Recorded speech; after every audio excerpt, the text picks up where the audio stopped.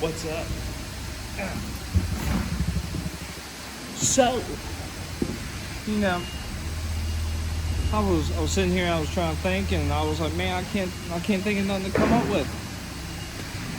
Well, I got an idea. We's gonna have a talk.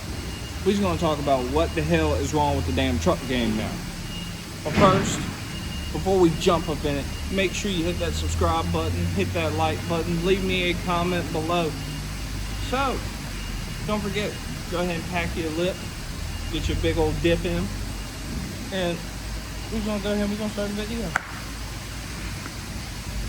Oh yeah, gotta give me a big old lip, gotta put it in, make the words go away.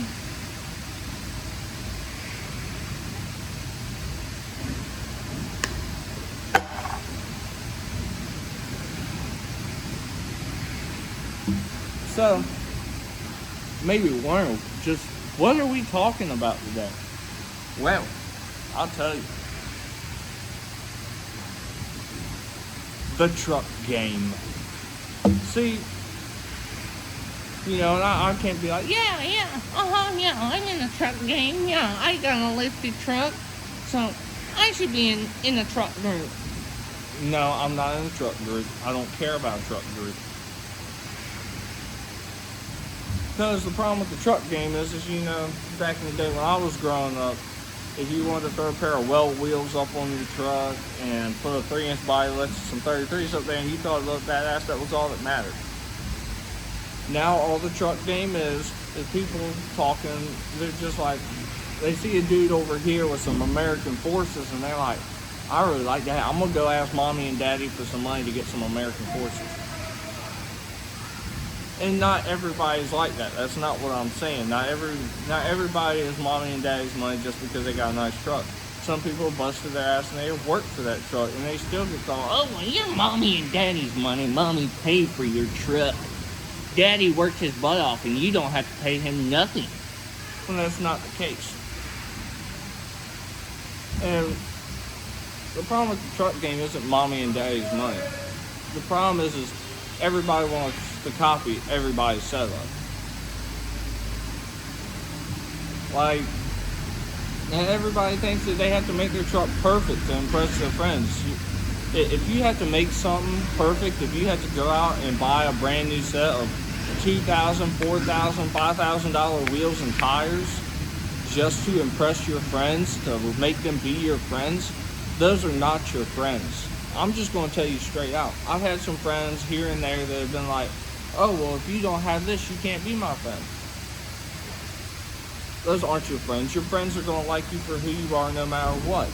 They're not going to tell you that you have to go out and spend money on this to be their friend. They're not going to tell you that you have to do this. They're not going to tell you you have to do that. And, you know, that's the problem with the world right now is, you know, this generation that I'm from had everything handed to them. If they wanted it, they got it. And that made them a bunch of spoiled bitches. You know, not saying that that's bad. Not saying I haven't ever called anybody and asked for some money or borrowed some money from people. I'm not saying that. If you need the money and you got to borrow it and you're going to pay them back, that's fine. That's understandable. But, you know, the problem is everybody wants to be like everybody. Everybody wants to try to fit in with everybody. Everybody wants to be in a certain clique. Everybody wants to be this. Everybody wants to be that. You know, it used to be when you called yourself country, it meant that, you know, you respected others. You bowed your head to pray. You prayed at night. You went to church. You hunted. You fished. Being country meant that you respected people. Not saying that you can't be from the ghetto and respect people, because, you know, that's the problem is this country has made everything to where, you know, if you're not this color or you're not this color or you're not this, you can't fit in. That's not true. Look at me. I'm mixed. I'm half black and I'm half white. I have white friends and I have black friends. I'm friends with people that are Mexican. I'm friends with people, you know, I'm friends with a ton of different people. But, you know, it's the point that I don't judge them by the way they look. Because at the end of the day, if I slice my hand and you slice your hand, we both bleed the same. You know, nobody is different from anybody else. Nobody is perfect. And that's the problem. You know, you get judged on by the clothes you wear. You get judged on it if you don't have boots on one day to school, or if you don't have the right tennis shoes on. Everybody looks at you, they point and they laugh. Well, ha ha ha, well, he's wearing a pair of New Balance sneakers. He can't afford Nikes. Or look at him, he's wearing a pair of Crocs and not a pair of boots. He can't afford boots. Well, you know, before you go and say that and start joking on people, maybe you should sit back, think, and realize, well, maybe this person's in the situation that they can't have shoes. Maybe this person's in a situation where his parents can't afford nice things. You know, maybe he doesn't have an Xbox or a TV in his room. It's just stuff that we have in this world, like a bed, a roof, food, money. It's stuff like that that we take advantage of. You know, while you're sleeping at night, there's somebody somewhere else, maybe even inside the same state and town that you're in, that doesn't have a roof over their head, that doesn't have a bed to sleep in, that isn't warm at night when they go to sleep.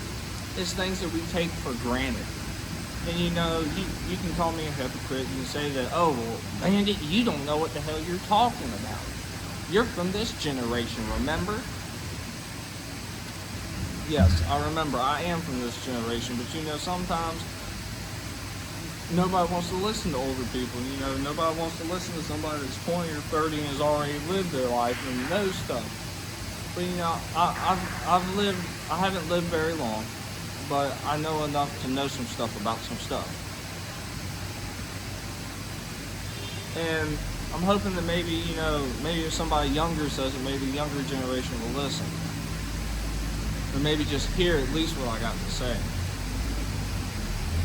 You know, people say, oh, well, he's sagging his pants, well, he must be gay. Or, oh, well, he flies a Confederate flag, so he must be racist. But at the end of the day, they're just things. You know, if that flag was to go away, and we did away with the flag and all the statues, if everybody wore belts and nobody said, they would still find something to pick at.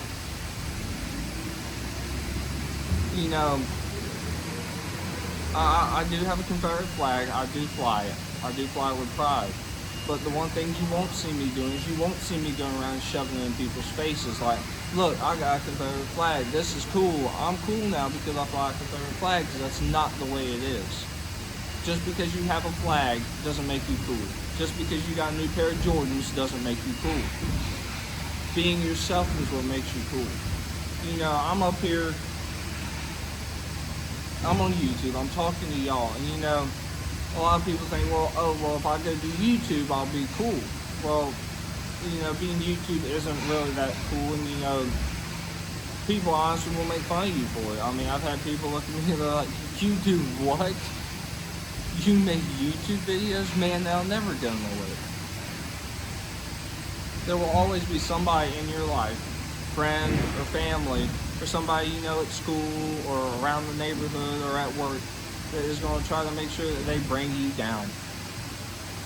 And you know, I know it's hard because you know people talk crap about you and it brings you down, but you just got to learn to, you got to pick yourself back up. You got to build yourself back up, and you got to stand strong.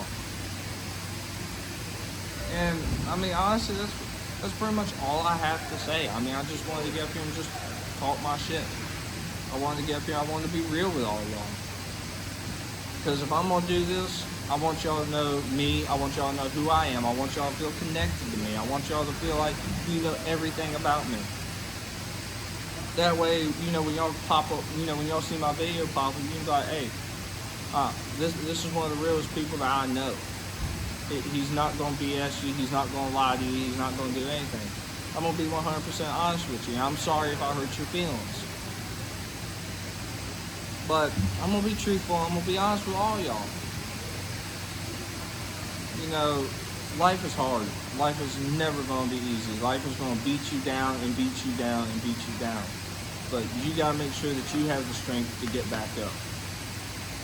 So, Anyway, I want to thank y'all for watching this if y'all made it this far. So I just want to let y'all know, have a good night.